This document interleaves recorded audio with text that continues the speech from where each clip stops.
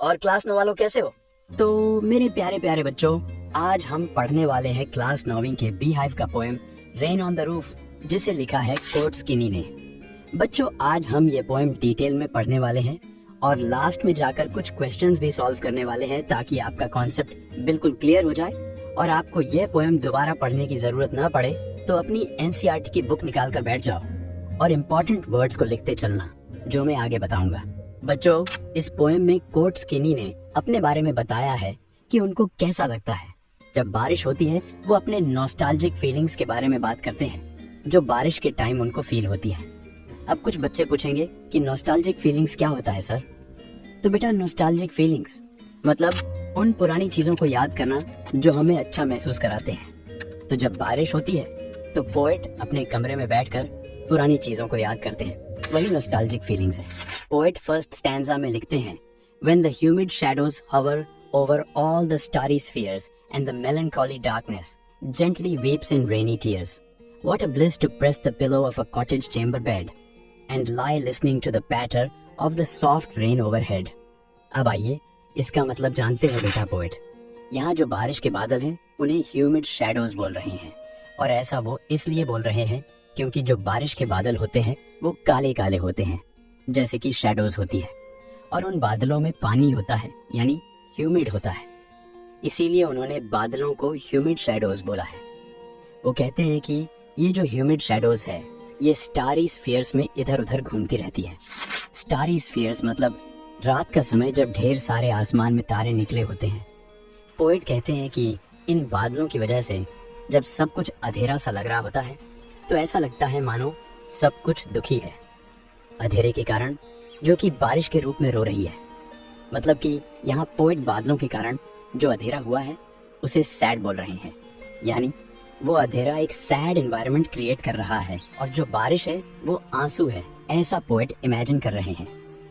Poet ने यहाँ poem में एक वर्ड यूज किया है, मेलनकॉली डार्कनेस, जिसका मतलब सैड डार्कनेस होता है। वही जो पोएट ने कहा था कि जो बादलों से अंधेरा होता है वो दुखी लगता है, जो मैंने अभी थोड़ी देर पहले बताया है। अब पोएट कह रहे हैं कि जैसे ही बारिश चालू होती है वो अपने कमरे में जाकर अपने कॉटेज चेंबर वाली बेड पर रखे तकिए को एकदम से गले लगा लेते हैं, मतलब कुछ ऐसा जैसे इस पिक्चर में दिख रहा है। और अब पोएट उस तकिए को ऐसे ही पकड़कर अपने बेड पर लेटकर बारिश की टप टप की आवाज यानी पैटर साउंड सुनते हैं, जो कि उन्हें बहुत ही अच्छा महसूस कराती है। पोएट सेकंड स्टैंजा में लिखते हैं कि every tinkle on the shingles has an echo in the heart, and 1,000 dreamy fancies into busy being start, and 1,000 recollections weave their air threads into woof, as I listen to the patter of the rain upon the roof. अब poet साहब कह रहे हैं कि जब बारिश की बूंदें उनके घर की छत पर गिरती है तो जो टिंकल साउंड प्रोड्यूस होता है, यानी टप टप की आवाज, वो उनके दिल में घुसती है। इसीलिए उन्होंने कहा है has an echo in the heart। इसके बाद पोएट कहते हैं कि इन्हीं आवाजों को सुनते सुनते उन्हें कई सपने दिखने चालू हो जाते हैं। उनकी हजारों पुरानी यादें ताजा होने लगती हैं और धीरे धीरे ये यादें एक एक करके बुनने लगती हैं, यानी जुड़ने लगती हैं।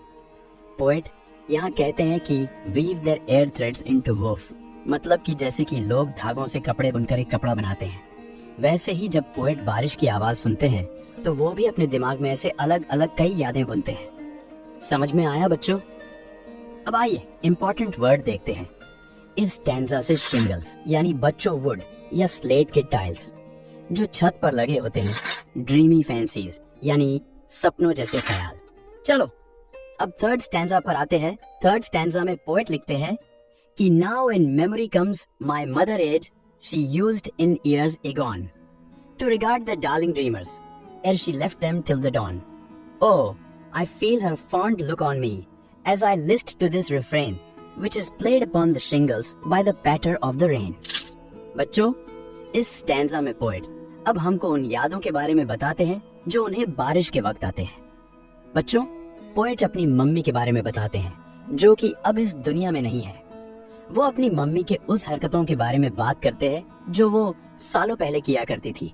पोएट कहते हैं कि जब वो और उनके भाई बहन रात को सो रहे होते थे तो उनकी मम्मी उनको आकर बड़े प्यार से देखती रहती थी और सुबह के पहले चली जाती थी। लेकिन पोएम में मेंशन नहीं किया गया है कहाँ। तो हम ऐसा समझ सकते हैं कि जब रात को पोएट की मम्मी के पास टाइम होता था तो वो अपने बच्चों को आकर बहुत प्यार से देखती थी। बच्चों, अब पोएट कहते हैं कि जैसे जैसे मैं इस रिफ्रेन साउंड को सुनता जा रहा हूँ, मुझे ऐसा लग रहा है कि मेरी मम्मी अभी भी मुझको देख रही है। बच्चों, रिफ्रेन साउंड मतलब रिपीटेड साउंड, जो कि पोएट बारिश की आवाज को कह रहे हैं, जो कि उनके छत पर पड़ रही बारिश के कारण आ रही है।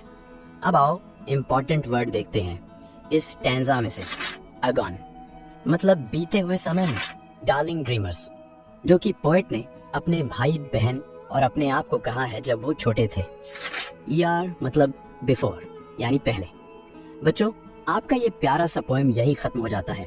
आई होप आपने इंपॉर्टेंट वर्ड्स अंडरलाइन किए होंगे जो मैंने आपको बताए हैं, क्योंकि ये आपके एग्जाम में बहुत हेल्प करने वाले हैं।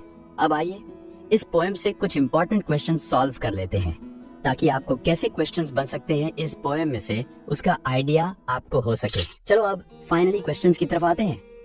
Question 1, who is the poet of the poem rain on the roof? Option A, Robert Frost. Option B, William Wordsworth. Option C, Coates Kinney. Option D, John Keats. तो यहाँ ऑप्शन सी, कोट्स किनी सही answer है। Question 2, what do the humid shadows refer to in the poem? Option A, dark clouds. Option B, sunlight. Option C, thunderstorm. Option D, wind. तो यहाँ सही answer option A, dark clouds है। Question 3, what sound does the rain make on the roof?